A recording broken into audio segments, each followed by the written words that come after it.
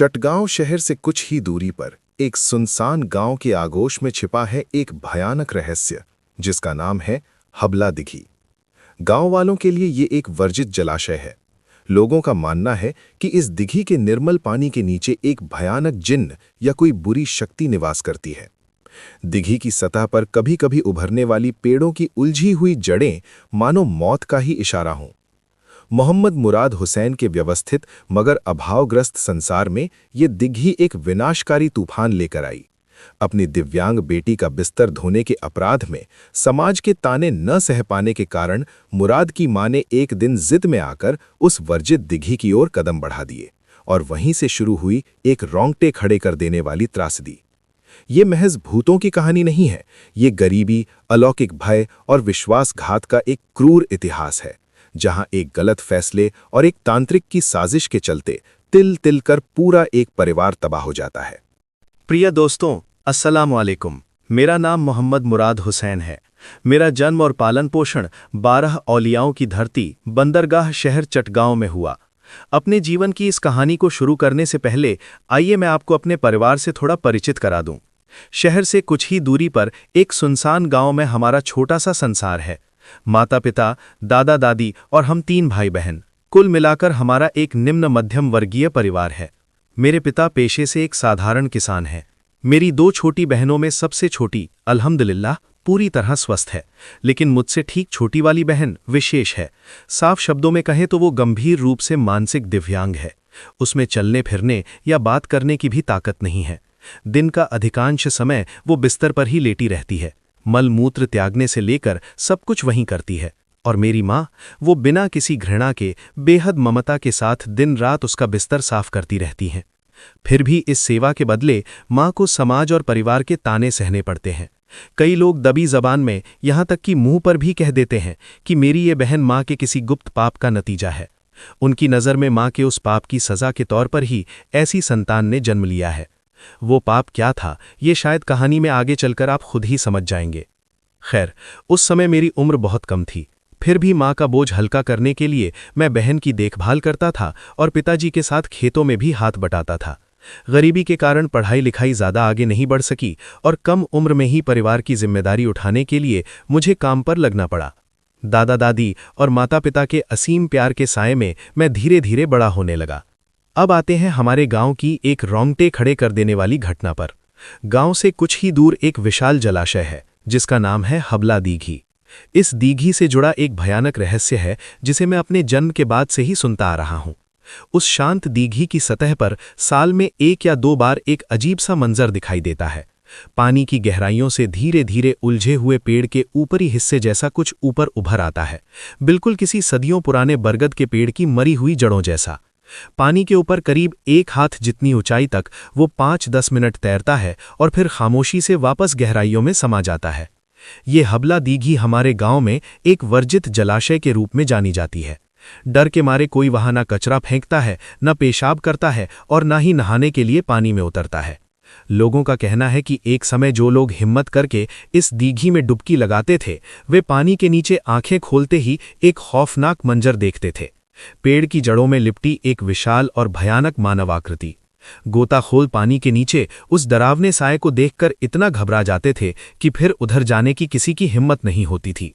तभी से ये दीघी एक तरह से वीरान पड़ी है। मगर हैरानी की बात यह है कि इस दीघी का पानी कांच की तरह साफ है। उस निर्मल पानी को देखकर लगता है कि एक घूंट पीते ही कलेजे को ठंडक मिल जाएगी। लेकिन उस सुंदरता के नीचे ही छिपा है एक खौफनाक रहस्य। सबसे अजीब बात तो ये थी कि इस हबला दीघी को लेकर गांव वालों के मन में जितना डर था, उतनी ही श्रद्धा भी थी। ये मान्यता थी कि इस दीघी का पानी सभी रोगों की अचूक दवा है।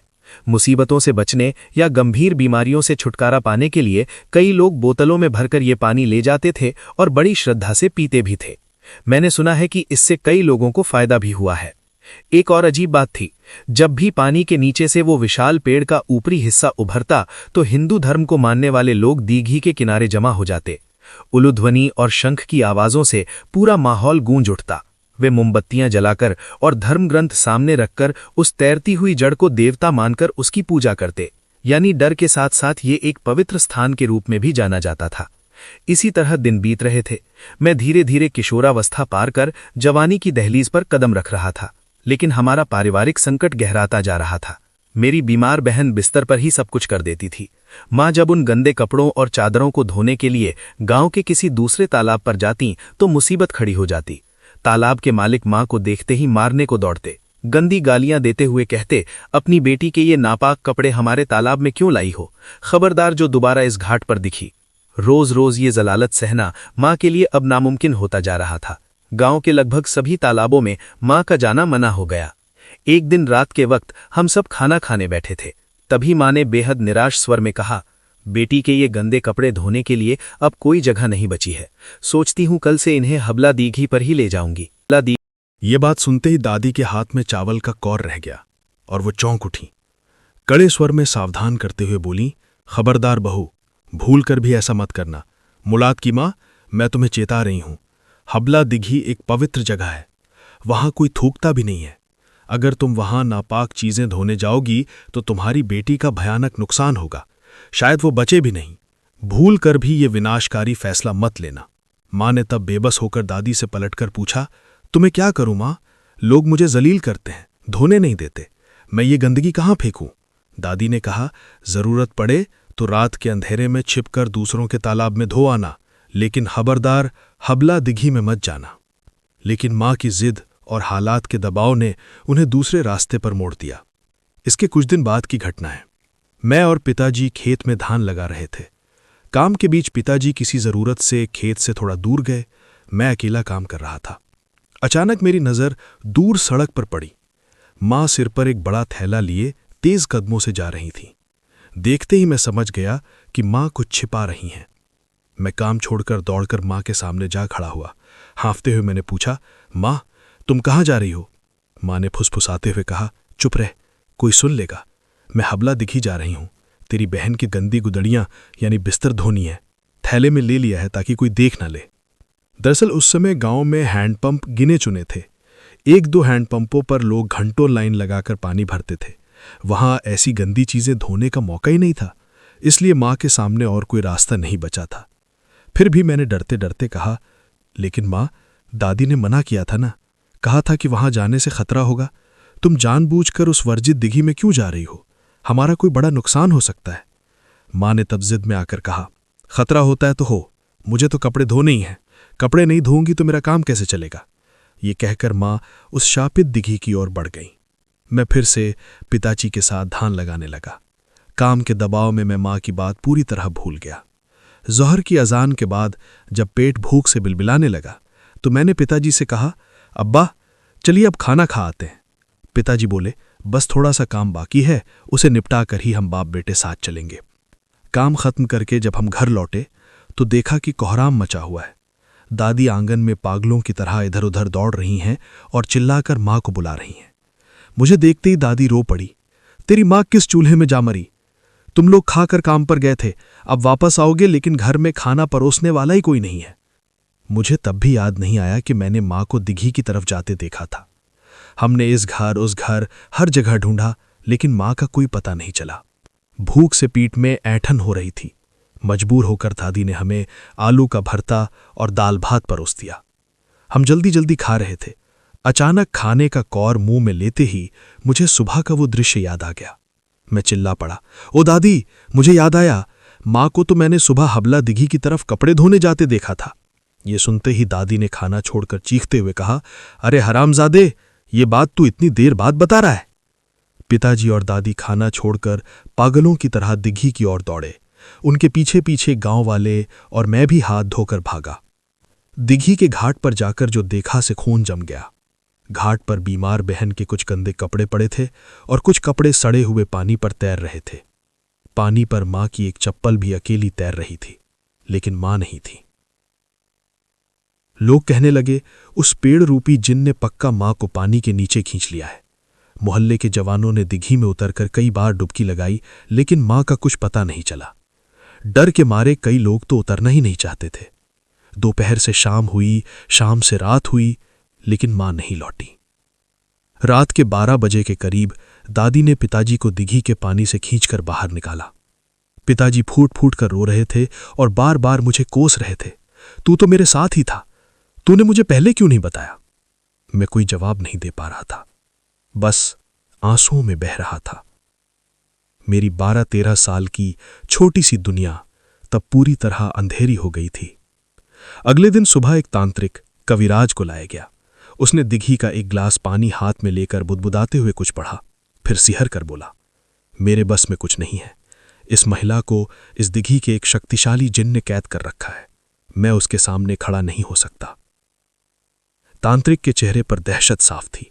वो एक तरह से भागते हुए ही गांव से निकल गया। खेती का काम बंद हो गया। पिताजी के जमा किए सारे पैसे ढोंगी तांत्रिकों के पीछे खर्च होने लगे।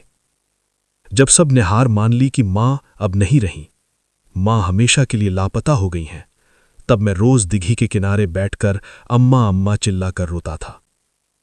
इसी तरह कई दिन बीत गए। एक दिन बहुत सुबह सूरज निकलने से ठीक पहले पड़ोसियों की तेज चीख पुकार से मेरी नींद खुल गई। हड़बड़ाकर घर से निकलकर आंगन में आते ही मेरा शरीर सुन्न हो गया। देखा कि कुछ लोग मां को सहारा देकर हमारे आंगन में लेटा रहे हैं। मां के बदन पर वही कपड़े थे जो पहनकर वो दिझी गई थीं। मैं दौड़कर मां से लिपट गया और रो पड़ा। गांव वालों ने कहा, अभी मत छू, डॉक्टर को बुला। डॉक्टर आकर मां की नब्ज जांची और मुंह आंखों पर पानी के छींटे मारे। कुछ ही देर में मां को होश आ गया। हम सब सन्न रहकर मां की ओर देखते रहे। कहाँ थीं वो इतने दिन? पानी के नीचे उस अंधेरी दुनिया से वो वापस कैसे आईं? मां को होश तो आ गया, लेकिन वो सामान्य मां नहीं रहीं। उनकी आंखों में एक अकथनीय डर, साक्षात आतंक था। मां फटी फटी आंखों से सबकी ओर देख रही थीं, मानो किसी को पहचान ही नहीं पा रही हूं। थोड़ी थोड़ी देर में बस यही कह रही थीं, आप लोग कौन हैं? मुझे थोड़ा भात दे दो, मुझे बहुत भूख लगी है। मां जल्दी जल्दी खाने लगी। गांव वाले कहने लगे कि मां पर किसी बड़े जिन का साया है। तांत्रिकों ओझाओं का आना जाना शुरू हो गया। हर कोई अलग बात कहता। कोई कहता जिन नहीं है, कोई कहता बहुत भयानक जिन है। दूर के गांव से आए एक तांत्रिक ने तो साफ कह दिया, इस जिन को भगाने के लिए बहुत पैसे लगेंगे। पैसों की रकम सुनकर पिताजी के सर पर आसमान टूट पड़ा।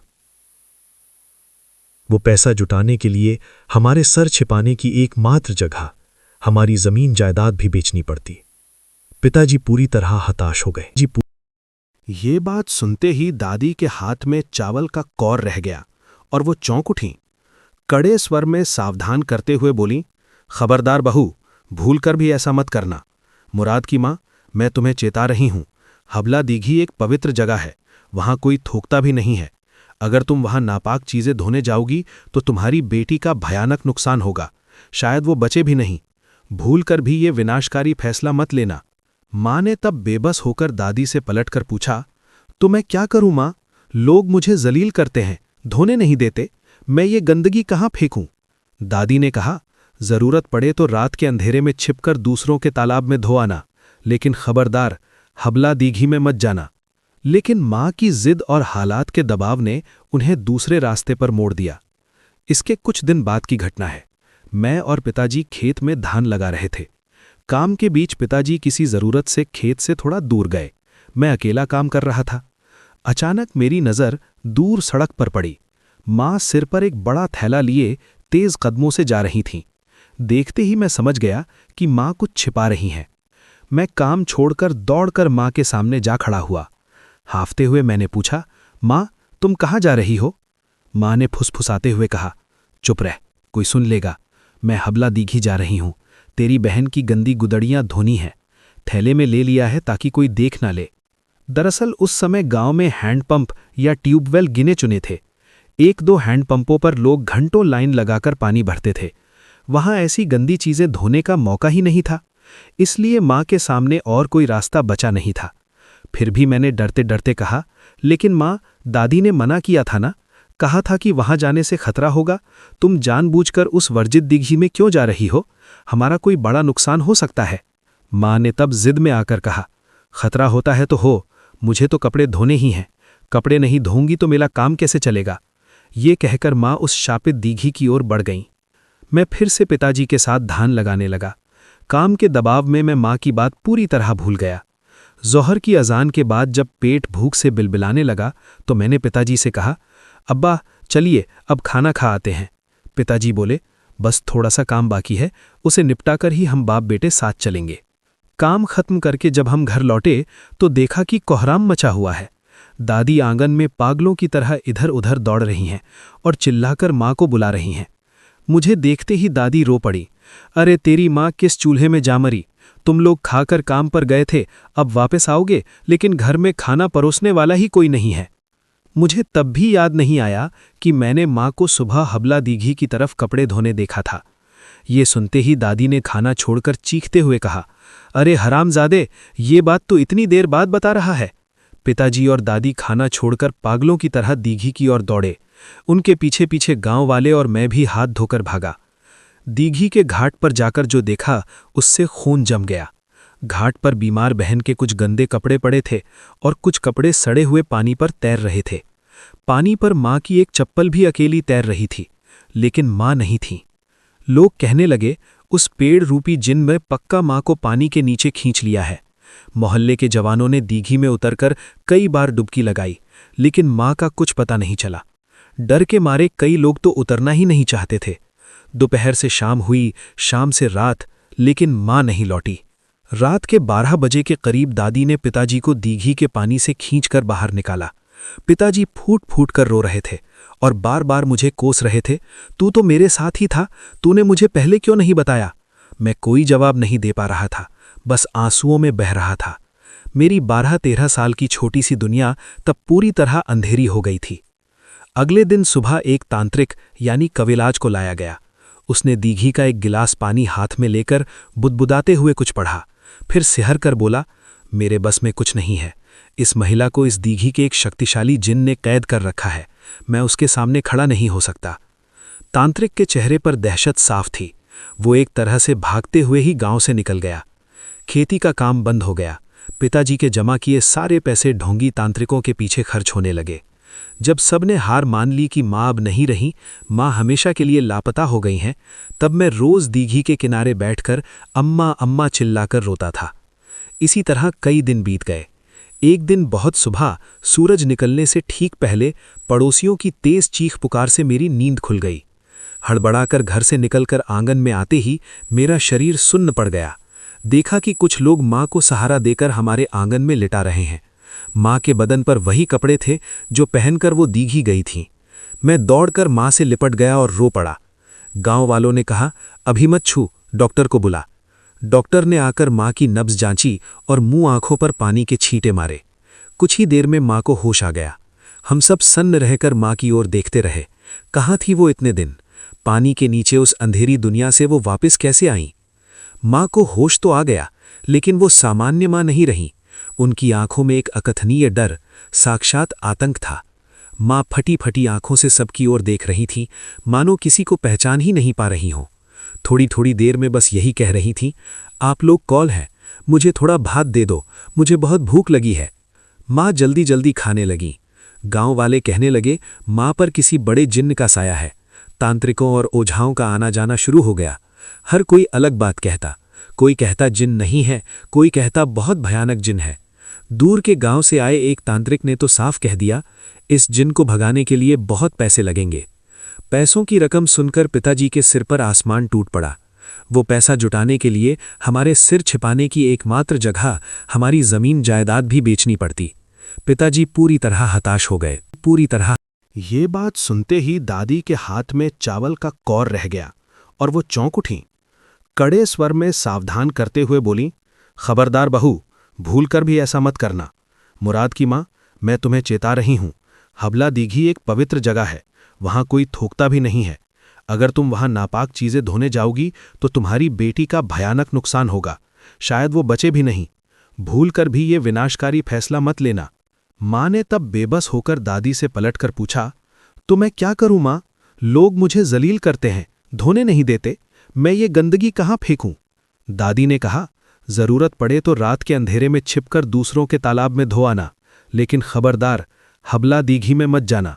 लेकिन माँ की जिद और हालात के दबाव ने उन्हें दूसरे रास्ते पर मोड़ दिया। इसके कुछ दिन बाद की घटना है। मैं और पिताजी खेत में धान लगा रहे थे। काम के बीच पिताजी किसी जरूरत से खेत से थोड़ा दूर गए। मैं अकेला काम कर रहा था। अचानक मेरी नज़र दूर सड़क पर पड़ी। माँ सिर पर एक बड़ा थैला लिए तेज कदमों से जा रही थीं। देखते ही मैं समझ गया कि माँ कुछ छिपा रही हैं। मैं काम छोड़कर दौड़कर माँ के सामने जा खड़ा हुआ। हांफते हुए मैंने पूछा, माँ, तुम कहाँ जा रही हो? माँ ने फुसफुसाते हुए कहा, चुप रह, कोई सुन लेगा। मैं हबला दीघी जा रही हूँ। तेरी बहन की गंदी गुदड़ियाँ धोनी हैं। थैले में ले लिया है ताकि कोई देख ना ले। दरअसल उस समय गांव में हैंडपंप या ट्यूबवेल गिने चुने थे। एक दो हैंडपंपों पर लोग घंटों लाइन लगाकर पानी भरते थे। वहां ऐसी गंदी चीजें धोने का मौका ही नहीं था, इसलिए माँ के सामने और कोई रास्ता बचा नहीं था। फिर भी मैंने डरते डरते कहा, लेकिन माँ, दादी ने मना किया था ना, कहा था कि वहां जाने से खतरा होगा। तुम जानबूझकर उस वर्जित दिघी में क्यों जा रही हो? हमारा कोई बड़ा नुकसान हो सकता है। माँ ने तब जिद में आकर कहा, खतरा होता है तो हो, मुझे तो कपड़े धोने ही हैं। कपड़े नहीं धोऊंगी तो मेरा काम कैसे चलेगा? ये कहकर माँ उस शापित दीघी की ओर बढ़ गईं। मैं फिर से पिताजी के साथ धान लगाने लगा। काम के दबाव में मैं माँ की बात पूरी तरह भूल गया। ज़ोहर की अजान के बाद जब पेट भूख से बिलबिलाने लगा तो मैंने पिताजी से कहा, अब्बा चलिए अब खाना खा आते हैं। पिताजी बोले, बस थोड़ा सा काम बाकी है, उसे निपटाकर ही हम बाप बेटे साथ चलेंगे। काम खत्म करके जब हम घर लौटे तो देखा कि कोहराम मचा हुआ है। दादी आंगन में पागलों की तरह इधर उधर दौड़ रही हैं और चिल्लाकर माँ को बुला रही हैं। मुझे देखते ही दादी रो पड़ी, अरे तेरी माँ किस चूल्हे में जा मरी? तुम लोग खाकर काम पर गए थे, अब वापस आओगे, लेकिन घर में खाना परोसने वाला ही कोई नहीं है। मुझे तब भी याद नहीं आया कि मैंने माँ को सुबह हबला दीघी की तरफ कपड़े धोने देखा था। ये सुनते ही दादी ने खाना छोड़कर चीखते हुए कहा, अरे हरामजादे, ये बात तो इतनी देर बाद बता रहा है। पिताजी और दादी खाना छोड़कर पागलों की तरह दीघी की ओर दौड़े। उनके पीछे पीछे गांव वाले और मैं भी हाथ धोकर भागा।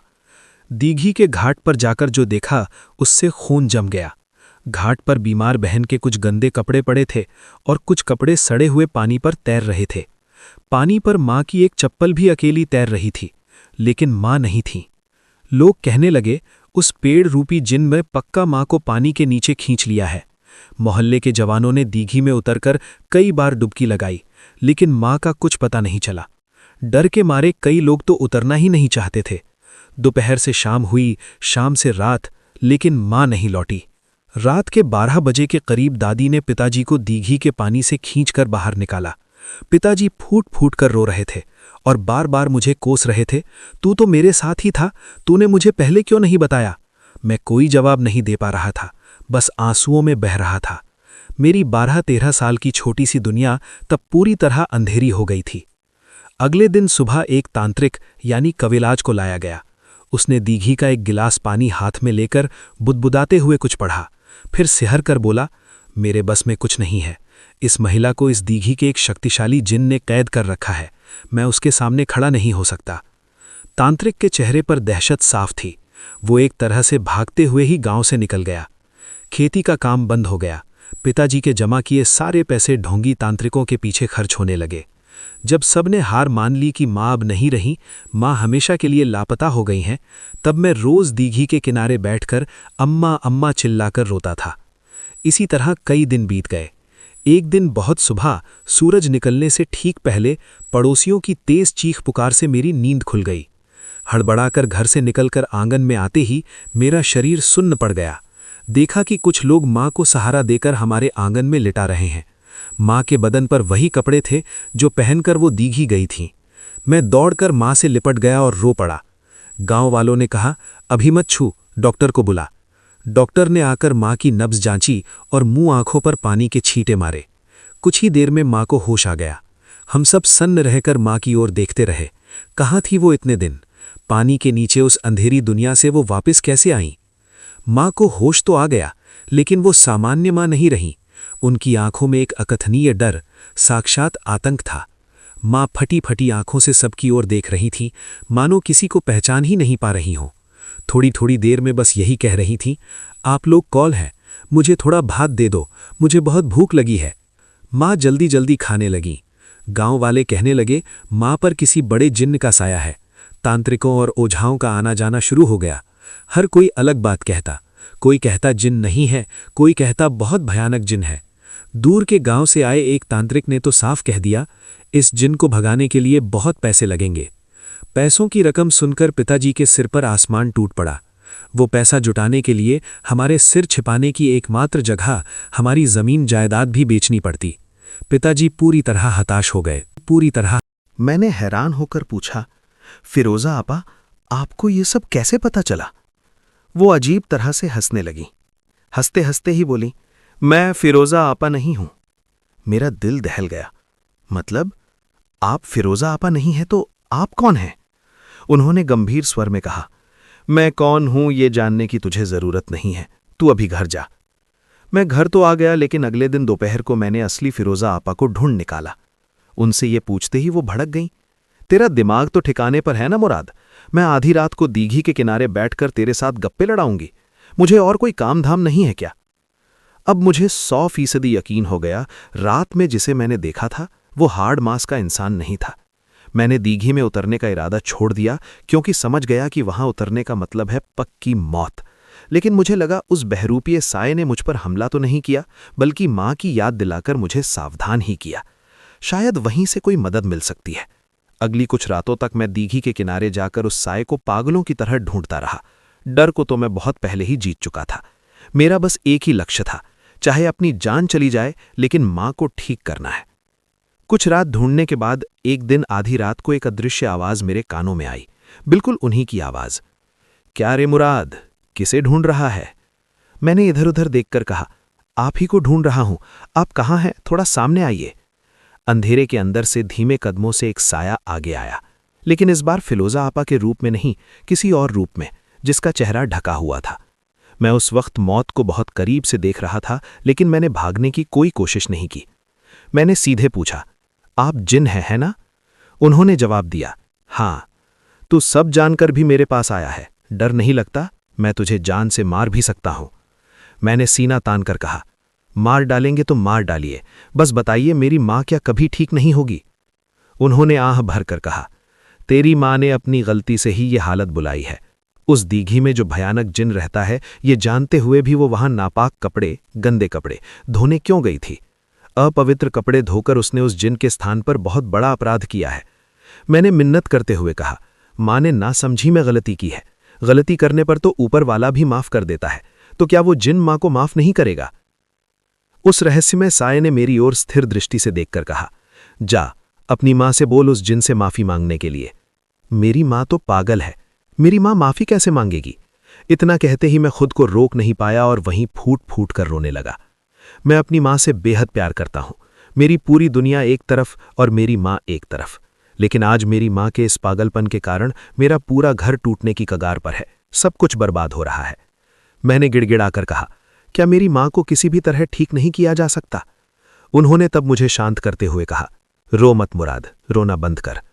तू अपनी मां को ठीक करना चाहता है? मैंने कहा, हाँ, मैं अपनी मां को ठीक करना चाहता हूं। उन्होंने भरोसा दिलाते हुए कहा, मैं तेरी मां को ठीक कर सकूंगा। थोड़ी तसल्ली मिली, लेकिन उन्होंने साथ में एक शर्त जोड़ दी। बोले, तेरी मां को ठीक कर दिया तो मेरा खुद का थोड़ा नुकसान होगा और इस गांव में भी एक मुसीबत आएगी। मैं उस वक्त बेबस था। गांव में क्या मुसीबत आएगी या उनका क्या नुकसान होगा, ये सब सोचने का मेरे पास वक्त नहीं था। मैंने हाथ जोड़कर विनती की कि मैं कुछ नहीं जानता, बस आपसे भीख मांगता हूं, आप मेरी मां को ठीक कर दें। वो मान गए, लेकिन सख्त हिदायत दी कि तेरी मां को ठीक होने के बाद तुम लोग भूल कर भी उस दीघी के किनारे मत जाना, दीघी से कोई वास्ता मत रखना और पूरे गांव वालों को सावधान कर देना कि बिना वजह कोई उस दीघी की तरफ न जाए। बात खत्म होते ही उन्होंने मेरे हाथ में एक पेड़ की जड़ दी। बोले, इसे अपनी मां को खिला देना, पानी के साथ हो या जैसे भी। इसे खिलाने के बाद तेरी मां को बहुत गहरी नींद आएगी। वो काफ़ी देर तक सोएगी, उसे किसी भी तरह परेशान मत करना। वो जब तक सोना चाहे उसे सोने देना। मैंने वादा किया और पलक झपकते ही वो मेरी आंखों के सामने से गायब हो गए। मैं उस जड़ को लेकर घर लौटा। उत्तेजना के कारण पूरी रात मेरी आंखों में नींद नहीं आई। अगले दिन सुबह मैंने अब्बा से कहा कि वो जड़ मां को पानी में मिलाकर पिला दे। मां ने वो पी लिया। इसके बाद एक अजीब बात हुई। उस परी ने, जिन ने जैसा कहा था, ठीक वैसे ही मां धीरे धीरे कमजोर पड़ने लगी और गहरी नींद में सो गई। अब्बा ने मां को बिस्तर पर लिटा दिया। आप यकीन नहीं करेंगे, मां लगातार 9 घंटे सोती रहीं। 9 घंटे बाद जब उनकी नींद खुली तो माँ एकदम शांत थीं। पहले वाला वो पागलपन, चिल्लाना, खुद को चोट पहुंचाना, सब गायब। माँ अब पूरी तरह स्वस्थ, सामान्य इंसान की तरह व्यवहार कर रही थीं। 3-4 दिनों के अंदर माँ पूरी तरह ठीक हो गईं। इस चमत्कारिक परिवर्तन को देखकर घर के सब लोग हैरान थे। अब्बा तो बार बार पूछ रहे थे ये कैसे संभव हुआ। मैंने सिर्फ इतना कहा, अल्लाह ने ठीक किया है। दिन अच्छे कट रहे थे, लेकिन कुछ दिन बाद ही उस मुसीबत की शुरुआत हुई। हमारी गौशाला में बटाई, बरगा पर ली गई 3 गायें थीं। एक दिन शाम को अब्बा ने मुझसे गायें लाने को कहा। जाकर देखा तो 3 में से 2 गायें वहां नहीं थीं। रस्सी तोड़कर गायें गायब हो चुकी थीं। हमने पागलों की तरह ढूंढा, लेकिन गायों का कोई पता नहीं चला। सिर्फ हमारा ही नहीं, 2 दिन बाद गांव के एक और आदमी की गाय भी इसी तरह खो गई। दीघी के किनारे घास चरने वाली गायें इसी तरह एक-एक करके गायब होने लगीं। मैंने हैरान होकर पूछा, फिरोजा आपा, आपको ये सब कैसे पता चला? वो अजीब तरह से हंसने लगी। हंसते हंसते ही बोली, मैं फिरोजा आपा नहीं हूं। मेरा दिल दहल गया। मतलब आप फिरोजा आपा नहीं हैं तो आप कौन हैं?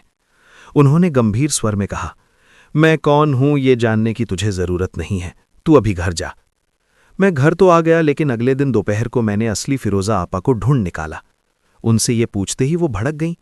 तेरा दिमाग तो ठिकाने पर है ना मुराद? मैं आधी रात को दीघी के किनारे बैठकर तेरे साथ गप्पे लड़ाऊंगी? मुझे और कोई काम धाम नहीं है क्या? अब मुझे 100% यकीन हो गया, रात में जिसे मैंने देखा था वो हार्ड मास का इंसान नहीं था। मैंने दीघी में उतरने का इरादा छोड़ दिया, क्योंकि समझ गया कि वहां उतरने का मतलब है पक्की मौत। लेकिन मुझे लगा उस बहरूपीय साये ने मुझ पर हमला तो नहीं किया, बल्कि मां की याद दिलाकर मुझे सावधान ही किया। शायद वहीं से कोई मदद मिल सकती है। अगली कुछ रातों तक मैं दीघी के किनारे जाकर उस साये को पागलों की तरह ढूंढता रहा। डर को तो मैं बहुत पहले ही जीत चुका था। मेरा बस एक ही लक्ष्य था, चाहे अपनी जान चली जाए, लेकिन मां को ठीक करना है। कुछ रात ढूंढने के बाद एक दिन आधी रात को एक अदृश्य आवाज मेरे कानों में आई, बिल्कुल उन्हीं की आवाज। क्या रे मुराद, किसे ढूंढ रहा है? मैंने इधर उधर देखकर कहा, आप ही को ढूंढ रहा हूं। आप कहाँ हैं? थोड़ा सामने आइए। अंधेरे के अंदर से धीमे कदमों से एक साया आगे आया, लेकिन इस बार फिरोजा आपा के रूप में नहीं, किसी और रूप में, जिसका चेहरा ढका हुआ था। मैं उस वक्त मौत को बहुत करीब से देख रहा था, लेकिन मैंने भागने की कोई कोशिश नहीं की। मैंने सीधे पूछा, आप जिन हैं, है ना? उन्होंने जवाब दिया, हाँ। तू सब जानकर भी मेरे पास आया है, डर नहीं लगता? मैं तुझे जान से मार भी सकता हूं। मैंने सीना तान कर कहा, मार डालेंगे तो मार डालिए, बस बताइए मेरी मां क्या कभी ठीक नहीं होगी? उन्होंने आह भर कर कहा, तेरी मां ने अपनी गलती से ही ये हालत बुलाई है। उस दीघी में जो भयानक जिन रहता है, ये जानते हुए भी वो वहां नापाक कपड़े, गंदे कपड़े धोने क्यों गई थी? अपवित्र कपड़े धोकर उसने उस जिन के स्थान पर बहुत बड़ा अपराध किया है। मैंने मिन्नत करते हुए कहा, मां ने नासमझी में गलती की है। गलती करने पर तो ऊपर वाला भी माफ कर देता है, तो क्या वो जिन मां को माफ नहीं करेगा? उस रहस्यमय साये ने मेरी ओर स्थिर दृष्टि से देखकर कहा, जा अपनी मां से बोल उस जिन से माफी मांगने के लिए। मेरी मां तो पागल है, मेरी मां माफी कैसे मांगेगी? इतना कहते ही मैं खुद को रोक नहीं पाया और वहीं फूट फूट कर रोने लगा। मैं अपनी मां से बेहद प्यार करता हूं। मेरी पूरी दुनिया एक तरफ और मेरी मां एक तरफ, लेकिन आज मेरी मां के इस पागलपन के कारण मेरा पूरा घर टूटने की कगार पर है, सब कुछ बर्बाद हो रहा है। मैंने गिड़गिड़ाकर कहा, क्या मेरी मां को किसी भी तरह ठीक नहीं किया जा सकता? उन्होंने तब मुझे शांत करते हुए कहा, रो मत मुराद, रोना बंद कर। तू अपनी मां को ठीक करना चाहता है? मैंने कहा, हाँ, मैं अपनी मां को ठीक करना चाहता हूं। उन्होंने भरोसा दिलाते हुए कहा, मैं तेरी मां को ठीक कर सकूंगा। थोड़ी तसल्ली मिली, लेकिन उन्होंने साथ में एक शर्त जोड़ दी। बोले, तेरी मां को ठीक कर दिया तो मेरा खुद का थोड़ा नुकसान होगा और इस गांव में भी एक मुसीबत आएगी। मैं उस वक्त बेबस था। गांव में क्या मुसीबत आएगी या उनका क्या नुकसान होगा, ये सब सोचने का मेरे पास वक्त नहीं था। मैंने हाथ जोड़कर विनती की कि मैं कुछ नहीं जानता, बस आपसे भीख मांगता हूं, आप मेरी मां को ठीक कर दें। वो मान गए, लेकिन सख्त हिदायत दी कि तेरी मां को ठीक होने के बाद तुम लोग भूल कर भी उस दीघी के किनारे मत जाना, दीघी से कोई वास्ता मत रखना और पूरे गांव वालों को सावधान कर देना कि बिना वजह कोई उस दीघी की तरफ न जाए। बात खत्म होते ही उन्होंने मेरे हाथ में एक पेड़ की जड़ दी। बोले, इसे अपनी मां को खिला देना, पानी के साथ हो या जैसे भी, इसे खिलाने के बाद तेरी मां को बहुत गहरी नींद आएगी। वो काफी देर तक सोएगी, उसे किसी भी तरह परेशान मत करना। वो जब तक सोना चाहे उसे सोने देना। मैंने वादा किया और पलक झपकते ही वो मेरी आंखों के सामने से गायब हो गए। मैं उस जड़ को लेकर घर लौटा। उत्तेजना के कारण पूरी रात मेरी आंखों में नींद नहीं आई। अगले दिन सुबह मैंने अब्बा से कहा कि वो जड़ माँ को पानी में मिलाकर पिला दे। माँ ने वो पी लिया। इसके बाद एक अजीब बात हुई। उस परी ने, जिन ने जैसा कहा था, ठीक वैसे ही माँ धीरे धीरे कमजोर पड़ने लगी और गहरी नींद में सो गई। अब्बा ने माँ को बिस्तर पर लिटा दिया। आप यकीन नहीं करेंगे, माँ लगातार 9 घंटे सोती रहीं। 9 घंटे बाद जब उनकी नींद खुली तो माँ एकदम शांत थीं। पहले वाला वो पागलपन, चिल्लाना, खुद को चोट पहुंचाना, सब गायब। माँ अब पूरी तरह स्वस्थ, सामान्य इंसान की तरह व्यवहार कर रही थीं। 3-4 दिनों के अंदर माँ पूरी तरह ठीक हो गईं। इस चमत्कारिक परिवर्तन को देखकर घर के सब लोग हैरान थे। अब्बा तो बार बार पूछ रहे थे ये कैसे संभव हुआ। मैंने सिर्फ इतना कहा, अल्लाह ने ठीक किया है। दिन अच्छे कट रहे थे, लेकिन कुछ दिन बाद ही उस मुसीबत की शुरुआत हुई। हमारी गौशाला में बटाई, बरगा पर ली गई 3 गायें थीं। एक दिन शाम को अब्बा ने मुझसे गायें लाने को कहा। जाकर देखा तो 3 में से 2 गायें वहां नहीं थीं। रस्सी तोड़कर गायें गायब हो चुकी थीं। हमने पागलों की तरह ढूंढा, लेकिन गायों का कोई पता नहीं चला। सिर्फ हमारा ही नहीं, 2 दिन बाद गांव के एक और आदमी की गाय भी इसी तरह खो गई। दीघी के किनारे घास चरने वाली गायें इसी तरह एक एक करके गायब होने लगीं। एक दिन एक भयानक सुराग मिला। गांव के एक व्यक्ति की गाय खोने के बाद देखा गया कि गाय बांधने की जगह से लेकर दीघी के पानी तक एक गीला निशान बना हुआ है, मानो पानी से कोई विशाल भारी चीज निकलकर आई हो और गीले बदन से गाय को घसीटकर दीघी में ले गई हो। मुझे तुरंत उस चेतावनी की याद आ गई। उसी फिरोजा ने कहा था, गांव में एक मुसीबत आएगी। मैं समझ गया, दीघी के अंदर की वो बुरी शक्ति ही ये काम कर रही है। मैं फिर उस परी की तलाश में गया। 2-3 दिन भटकने के बाद एक रात वो दिखाई दी। पूछा, क्या रे, मुझे क्यों ढूंढ रहा है? मैंने कहा, ढूंढूंगा नहीं, गांव में इतनी बड़ी मुसीबत है, हमारी सारी गायें गायब हो रही हैं। वो बेपरवाही से बोली, हाँ मैंने तो कहा था समस्या होगी, वो दानव गायों को खा रहा है, लेकिन चिंता मत कर, ये बहुत कम समय में बंद हो जाएगा। तू गांव वालों से कहे कि शांत रहें। मैं गुस्से में बोला, कम समय में बंद होगा मतलब? गांव के लोग कितनी मेहनत और सपनों के साथ एक गाय पालते हैं। किसी की बेटी की शादी, किसी के बेटे का भविष्य एक गाय से जुड़ा होता है, और उन गायों को वो दानव ऐसे खा जाएगा और हम शांत रहें। एक रात बातों बातों में उसने मुझसे लाचारी से कहा, इसमें मेरा कोई हाथ नहीं है मुराद, मैं यहां कुछ नहीं कर सकती। लेकिन बात करते करते अचानक उसने मुझे खबरदार किया। बोली, लगता है तुम्हारे पिता दीघी के साथ कुछ बुरा करने वाले हैं। तुम अपने अब्बा को मना करो, वे दीघी के साथ किसी तरह की गुस्ताखी ना करें। मैंने कहा, अच्छा ठीक है, मैं अब्बा को बोलूंगा। रात में बात खत्म करके मैं घर आकर सो गया। अगले दिन सुबह करीब 11 बजे अब्बा ने मुझे पुकारना शुरू किया। अब्बा बोले, मुराद उठ, तुझसे बात करनी है, हमें दीघी के किनारे जाना होगा। मैं हैरान होकर बोला, दीघी के किनारे क्यों? माँ तो अब ठीक है, घर में नमाज पढ़ रही है, फिर दीघी जाने की क्या जरूरत? तब अब्बा ने बताया कि वो कहीं से पढ़ा हुआ पानी लाए हैं और उसे दीघी में डालना चाहते हैं। पल भर में मुझे पिछली रात की वो चेतावनी याद आ गई। मैं चीख पड़ा, अब्बा खबरदार, दीघी के साथ कोई खिलवाड़ मत कीजिएगा, पानी वानी मत डालिए, इसका उल्टा असर होगा, हालात और खराब हो जाएंगे। लेकिन अब्बा ने मुझे डांट दिया, तू ज्यादा समझता है। उन्होंने मेरी एक न सुनी, अकेले ही दीघी की ओर चले गए। थोड़ी देर बाद देखा कि दीघी के किनारे लोगों की भीड़ है। मैं भी दौड़कर देखने गया। वहां जो मंजर देखा वो अविश्वसनीय था। जैसे आग का धुआं कुंडली मारकर ऊपर उठता है, ठीक वैसे ही दीघी के पानी से गर्म भाप या धुआं निकल रहा था, और पानी ऐसे खौल रहा था मानो दीघी के नीचे से कोई विशाल जीव पानी को पूरी ताकत से हिला रहा हो। मैंने डरते डरते अब्बा से पूछा, अब्बा आपने पानी में क्या डाला है, ऐसा क्यों हो रहा है? अब्बा डर से कांप रहे थे। कांपते हुए बोले, मैं तो कुछ नहीं जानता, मैंने बस वो पानी डाला है, हमारे इलाके के मशहूर साइमन कविराज के पास से लाया हुआ पानी। लेकिन नतीजा उल्टा हुआ। अब्बा का शरीर डर से सुन्न हो रहा था, हाथ पैर कांप रहे थे। किसी तरह वो घर लौटकर लेट गए। पूरा दिन ऐसे ही बीता। रात को मैं फिर उस फिरोजा से मिलने गया। उसने मुझे देखते ही कहा, तुम्हारे अब्बा ने ये क्या किया? मैंने मना किया था ना?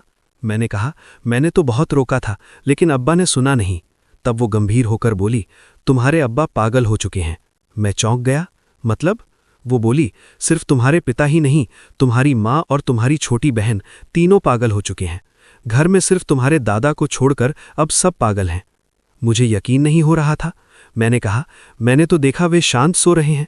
वो बोली, सुबह होते ही देखोगे वे अब सामान्य नहीं रहे। उन्होंने बहुत बड़ी गलती की है। दीघी की वो जगह कोई साधारण जमीन नहीं है। वो भले ही सरकारी जमीन हो, लेकिन वहां जो जिन रहता है उसकी उम्र 1000 साल से भी ज्यादा है। तुम लोगों ने उसे बार बार परेशान किया, पानी डालकर उसे उकसाया। ये तुमने बिल्कुल अच्छा नहीं किया।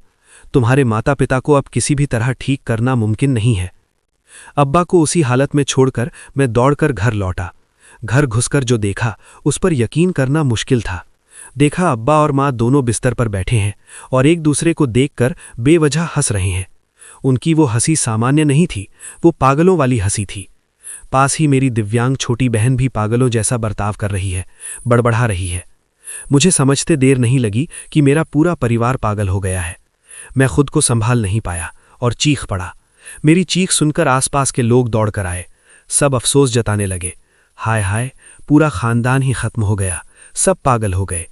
भोर में मैं पागलों की तरह उस जगह भागा जहां फिरोजा से मेरी मुलाकात होती थी, लेकिन आज वो नहीं मिली, वो नहीं आई। घर लौटकर अब्बा माँ को लेकर बेबसी में बैठा रहा। सुबह साइमन कविराज को खबर दी गई। वो इलाके का मशहूर तांत्रिक था। वो आया, देखा, पानी पढ़ा, लेकिन कोई फायदा नहीं हुआ। दादा ने और भी कई जगहों से कोशिश की, लेकिन दिन बीतते गए, मेरे माता पिता की हालत में कोई सुधार नहीं हुआ। अपनी आंखों के सामने माता पिता का ये अंजाम मैं और बर्दाश्त नहीं कर पा रहा था। बीच बीच में वो परी आती, कभी नहीं आती। एक दिन मिलते ही मैं रोते हुए उसके पैरों में गिर गया और बोला, तुम कुछ तो करो, मेरे माता पिता को ठीक कर दो। तब उसने कड़वा सच बताया। बोली, मुराद, अब मेरे हाथ में कुछ नहीं है। मैंने पहले ही चेतावनी दी थी। अब उन्हें ठीक करना मेरे बस की बात नहीं है। उनका दिमाग पूरी तरह नष्ट कर दिया गया है। वे मौत तक ऐसे ही रहेंगे। तुम बस अल्लाह से मांगो, वही उन्हें ठीक कर सकते हैं। सब उम्मीदें छोड़कर एक दिन सुबह मैं फिर साइमन कविराज के पास गया। बातों के बीच मैंने अचानक उस फिरोजा नाम की परी का जिक्र साइमन कविराज से कर दिया। परी की बात सुनते ही कविराज चौंक गया। उसने गहरी दिलचस्पी के साथ पूछा, उस लड़की के माथे पर क्या सिक्के जैसा कोई निशान है? मैं हैरान होकर बोला, हाँ, उसके माथे पर तो बिल्कुल वैसा ही एक निशान है। ये सुनते ही कविराज ने तुरंत एक तावीज़ निकालकर मेरे हाथ में दिया। धमकाने वाले स्वर में कहा, देर मत कर, अभी इसे हाथ में बांध। मैंने पूछा, क्यों? वो बोला, बहस मत कर, बांध ले। तावीज़ बांधने के बाद उसने धीमी आवाज में कहा, सुन, अब तेरे साथ जो बात होगी वो सिर्फ तू जानेगा और मैं जानूंगा। वो परी अब हमारी बातें नहीं सुन पाएगी। बातें। इसके बाद उन्होंने मेरी आंखों में देखकर कहा, अब केवल तू ही अपने माँ बाप और छोटी बहन को ठीक कर सकता है। इसके अलावा और कोई रास्ता नहीं है। अगर तू मेरी बात का अक्षरशः पालन करेगा तभी वे ठीक होंगे, और अगर नहीं कर पाया तो वे जिंदगी भर के लिए पागल ही रह जाएंगे। मैं हताश होकर कविराज से बोला, काका, मैं आपकी हर बात मानूंगा। अपने माँ बाप और छोटी बहन को स्वस्थ करने के लिए जो भी करना पड़े मैं करूंगा। आप बस बताइए मुझे करना क्या है। उन्होंने तब जेब से बिल्कुल काला चमकदार एक पत्थर निकालकर मेरे हाथ में दिया। बोले, इस पत्थर को ले जा। रात के वक्त जब भी उस परी से तेरी मुलाकात हो, चालाकी से ये पत्थर उसके शरीर से छुआ देना। याद रखना, ये ताबीज़ तेरे शरीर पर ही रहना चाहिए। बस उस पत्थर को परी के बदन से लगा भर देना, तेरे माँ बाप ठीक हो जाएंगे। मैंने हैरान होकर पूछा, पत्थर लगाने से ही ठीक हो जाएंगे? मैं ठीक से समझा नहीं। उन्होंने मुझे कई तरह से समझाया कि इसके अलावा और कोई रास्ता नहीं है। मैं दुविधा में था। पूछा, मैं जो ये पत्थर ले जा रहा हूं, क्या परी को पता नहीं चलेगा? उन्होंने आश्वस्त किया, नहीं, तेरे शरीर पर यह ताबीज़ रहने तक हमारी ये बातचीत वो कुछ नहीं जान पाएगी। वो सिर्फ इतना जानेगी कि तू मेरे पास आया था, लेकिन अंदर क्या बात हुई ये उसकी जानकारी से बाहर रहेगा। लेकिन याद रखना, वो तुझसे बार बार पूछताछ करेगी। भूल कर भी अगर इस पत्थर की बात जुबान से निकल गई तो तू खुद भी पागल हो जाएगा। मैं पत्थर को कुर्ते की जेब में रखकर घर लौटा। सारा दिन मेरे दिल में जैसे हथौड़े बज रहे थे।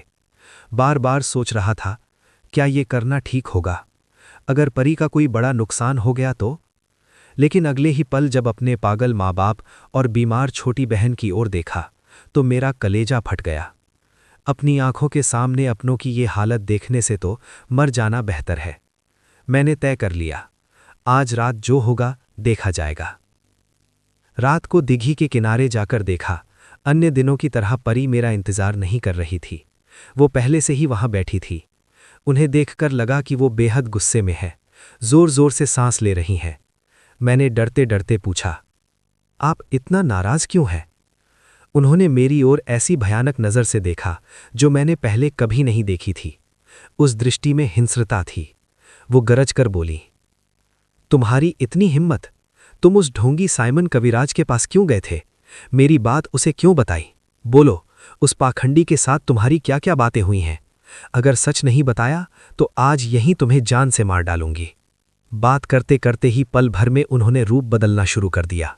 वो एक विभत्स चेहरा धारण कर रही थीं। मैं घबरा कर बोला, आप शांत हो जाइए, पहले बैठिए। इतना कहते ही मौका पाकर जेब से पत्थर निकाला और जोर से उनके शरीर पर लगा दिया। पत्थर छूते ही कानों में एक गगनभेदी यानी दिल दहला देने वाली चीख सुनाई दी। इसके बाद मुझे और कुछ याद नहीं, मैं वहीं बेहोश होकर गिर पड़ा। जब मुझे होश आया तब कानों में फज्र की अजान की आवाज़ आ रही थी। आंखें खोलकर देखा, मेरे पास साइमन कविराज बैठे हैं। उनका पूरा शरीर पसीने से लथपथ था, मानो किसी बहुत बड़ी जंग की थकान उतार रहे हों। फज्र की अजान के वक्त साइमन कविराज को वहां देखकर मैं चौंक गया। मैंने उनसे पूछा, काका, आप यहां कैसे आए? उन्होंने विस्तार से कुछ न बताकर बस इतना कहा, तुझे मुसीबत में देखकर बचाने चला आया, अब जा, घर जा। मैं अकेले घर लौटने में डर रहा था, इसलिए वो खुद मुझे घर तक छोड़कर चले गए। लेकिन मेरे दिमाग में एक हिसाब नहीं बैठ रहा था। उनके घर से हमारा इलाका कम से कम 1.5 घंटे का रास्ता है। अजान की आवाज़ होते ही वो वहां कैसे हाजिर हो गए? इतने कम समय में आना तो नामुमकिन है। सुबह के 9 बज गए, लेकिन मेरे माँ बाप का पागलपन थोड़ा भी कम नहीं हुआ। मैं पागलों की तरह दौड़कर साइमन कविराज के घर गया। जाकर कहा, काका, आपने तो कहा था पत्थर लगाते ही वे स्वस्थ हो जाएंगे, लेकिन कहाँ, वे तो अभी भी वैसे ही हैं। कविराज ने बिल्कुल बेपरवाही से पूछा, पत्थर कहाँ है? मैंने कहा, वहीं तो था। मैंने पत्थर परी के बदन पर लगाया और तभी बेहोश हो गया था। उसके बाद क्या हुआ मुझे नहीं पता। उन्होंने गंभीर स्वर में कहा, मुझे तो कोई पत्थर नहीं मिला। पत्थर मुझे ला कर दे, तभी मैं तेरे माँ बाप को ठीक कर सकूंगा। मैं सन्न रह गया। जब उन्होंने मुझे वहां से बचाया तो पत्थर वहीं होना चाहिए था। वो कह रहे हैं उन्हें नहीं मिला। इसके बाद मैं हजारों बार दिघी के किनारे गया, फिरोजा को पुकारा, लेकिन वो फिर कभी मेरे सामने नहीं आई। पत्थर लगाने के बाद क्या हुआ कोई नहीं जान पाया। 1.5 महीने बाद मैंने लोगों से सुना, साइमन कविराज एक चमत्कारी पत्थर से लोगों का इलाज कर रहे हैं। जिन के शिकार मरीज के माथे पर वो पत्थर छुआते ही जिन भाग जाता है। यहां तक कि उस पत्थर का पानी पीकर कई लाइलाज बीमारियां ठीक हो रही हैं। मैंने एक दिन खुद उनकी जगह जाकर अपनी आंखों से वो पत्थर देखा। ये वही पत्थर था जो उन्होंने मुझे दिया था। इसका मतलब उन्होंने मेरे जरिए परी के शरीर से उसकी सारी शक्ति उस पत्थर में कैद करवा ली। उन्हें पत्थर मिल गया था, लेकिन मुझे झूठ बोलकर उन्होंने अपने स्वार्थ के लिए मेरा इस्तेमाल किया। आज उस घटना के बाद करीब 30 साल बीत चुके हैं। मेरी जिंदगी नर्क बन गई है। दादा दादी बहुत पहले मर चुके हैं। मेरे माँ बाप अब मौत की कगार पर है। वे अभी भी पूरी तरह पागल हैं। मेरी 2 छोटी बहनों में एक दिव्यांग है और दूसरी पागल। पूरे परिवार को संभालते संभालते मेरी अपनी जिंदगी भी खत्म हो गई। इस अभिशप्त परिवार का बोझ उठाने के लिए कोई लड़की मेरी जिंदगी में नहीं आई। मैं शादी भी नहीं कर सका। पागल माँ बाप हाल ही में घर से निकलकर लापता हो गए हैं। कई दिनों से उनकी कोई खबर नहीं है। सिर्फ अपनी जवान पागल बहन को घर के अंदर ताले में बंद करके रखता हूं, कहीं बाहर का कोई दरिंदा उसके साथ कोई हैवानियत न कर दे। मैं नहीं जानता किस श्राप से, किसके पाप से मेरा हंसता खेलता परिवार इस तरह तबाह हो गया। अब मैं सिर्फ अपनी मौत का इंतजार कर रहा हूं, मौत का इंतजार। लंबे 3 दशक बीत चुके हैं, लेकिन हबला दीघी का वो काला साया आज भी मुराद के जीवन से हटा नहीं है। लोगों के सरल विश्वास और बेबसी का फायदा उठाकर साइमन कविराज आज सत्ता और दौलत की बुलंदियों पर है, जबकि उसकी उसी चालबाजी का शिकार होकर एक हंसता खेलता परिवार आज पूरी तरह तबाह हो चुका है। दादा दादी उस दुनिया में चले गए जहां से कोई नहीं लौटता। माता पिता पागल होकर लापता हो गए। और घर के भीतर ताले में बंद बहन की चीखें बर्बादी के इस भयानक खंडहर का पहरेदार बनकर मुराद आज भी जिंदा है। जिस दीघी का पानी कभी लोगों की प्यास बुझाता था, उसी दीघी के श्राप और इंसान के विश्वासघात ने आज मुराद की जिंदगी को एक जीता जागता नर्क बना दिया है। किसी अनजान पाप की सजा सिर पर लिए, सीने में हाहाकार और वीरानगी समेटे मुराद अब बस मुक्ति की राह देख रहा है, वो मुक्ति जो केवल मौत ही दे सकती है।